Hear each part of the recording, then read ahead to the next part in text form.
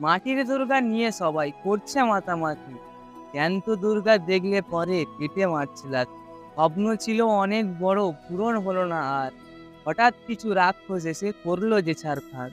সমাজ এখন অনেক নিচে, দুর্নীতিতে ভরা। নিষ্পাপ দেহ পড়ে আছে রক্ত মাংসে গড়া।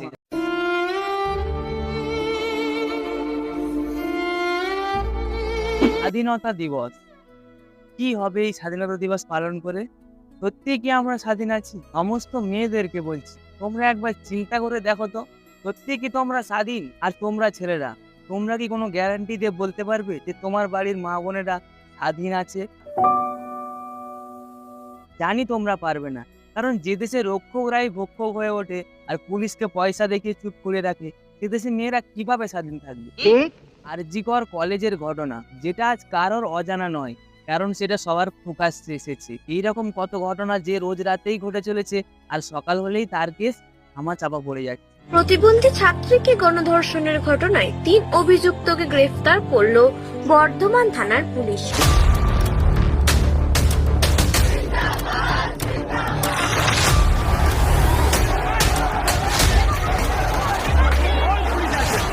মেয়েটার নাম মৌমিতা দেবনাথ, যে কিনা 36 ঘন্টার ডিউটির পরে একটু রেস্ট নিতে চেয়েছিল, কিন্তু সে জানতো না তার অজান্তে কিছু শুয়ারের বাচ্চা তার অপেক্ষা করছে। यही नहीं, अभी और सुनिए। মেয়েটা সেই মানুষরূপী জানোয়ারগুলোকে শুধু একটু প্রাণের ভিক্ষা চেয়েছিল। পরিপ্রেক্ষিতে সেই মানুষগুলো তার এমন ভাবে গলা চেপে ধরেছিল যে তার চোখ থেকে রক্ত বেরিয়ে এসেছিল। এমনকি মেয়েটার গোপন পার্টে মাথার ক্লিপ ঢুকিয়ে তাকে নৃশংসভাবে হত্যা করে। পরে কলেজ থেকে মেয়েটার বাড়িতে খবর পাঠায় মেয়েটা নাকি আত্মহত্যা করেছে। रोते हुए मुझे वो लिपटती है और कहती है कि सब कुछ खत्म हो गया। मैंने कहा क्या हुआ? नहीं, मेरी लड़की ने सुसाइड कर दिया है, ये खबर आई है हॉस्पिटल से। এইসব শুনে রক্তটা কেমন গরম হয়ে উঠলো, তাই না? ব্যাস, ওকে আর ঠান্ডা হতে দিও না, লড়ে চলো, জাস্টিস আমরা পাবোই।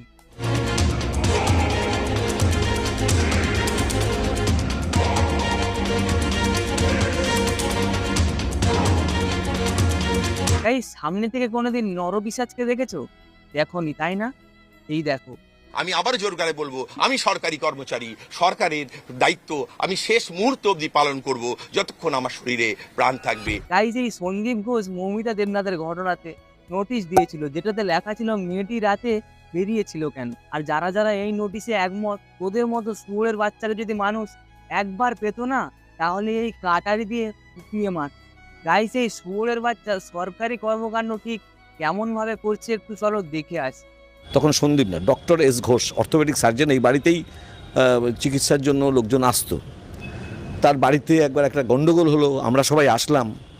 গন্ডগোলটা কি, যে তার ওয়াইফ, সেই সময়কার ওয়াইফ, তার বাচ্চা হয়েছে মাত্র 14 দিন, সেই অবস্থায় তাকে প্রচণ্ড পেটে লাথি মারে। মানসিকতা ভালো ছিল না, ব্যবহার অত্যন্ত খারাপ ছিল। ওনার মায়েরও ব্যবহার ওনার থেকে আরো বেশি খারাপ ছিল। এ কি ডাক্তার নাকি কোনো ডাকাত? আর ইসের মতো যার মা ডাইনি, তার ছেলে তো রাক্ষস হবেই। যেই রাজ্যে আরজি করের মতো ঘটনা রোজ ঘটেই চলেছে, সেই রাজ্যে মুখ্যমন্ত্রী জাস্টিস দিচ্ছে ঠিক এমন ভাবে। মেয়েটি তো আর ফিরে আসবে না। ওর নামে যদি আপনারা কিছু করতে চান করতে পারেন, যা টাকা লাগবে আমি দেব। হ্যাঁ, আমরা 10 লক্ষ টাকা তো দিতেই পারি পরিবারকে। বলছি দিদি, এটা যদি তোমার বাড়ির কোনো মেয়ে হতো, তাহলে কি পারতে 10 লাখ টাকা দিয়ে চুপ করাতে? এতটুকু কি লজ্জা লাগে না এই নিষ্পাপ শিশুদের দেখে, যারা এখন রাস্তায় দাঁড়িয়ে বলছে আমি কি বড় হয়ে রাতে বেরোতে পারবো না?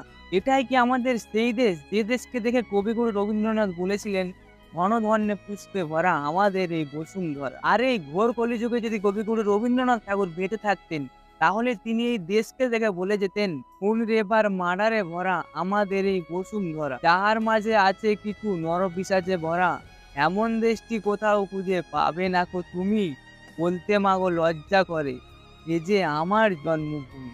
তাই সরকারকে হাত জোড় করে বলছি, এইরকম অপরাধীদের কঠোর থেকে কঠোরতম শাস্তি দেওয়া হোক, যাতে এইরকম অপরাধ করতে গিয়ে অপরাধীরা ভয়ে আঁতকে ওঠে। ঠিক বলেছো। আর পুলিশ প্রশাসনকে অনুরোধ করছি, মেয়েদের ছোটখাটো যে কোনো অভিযোগগুলো যেন আইনি পদক্ষেপ নেওয়া হয়। আর সমস্ত মায়েদের উদ্দেশ্যে বলছি, তোমরা বাড়ির মেয়েদেরকে লক্ষ্মীর মতো প্রদীপ না জ্বালিয়ে কালীর মতো তৈরি করো, তাহলে এমনভাবে প্রাণটা যাবে না। তাই সবাই একসাথে লড়বো আর একসাথে সুস্থ সমাজ গড়বো। জয় হিন্দ।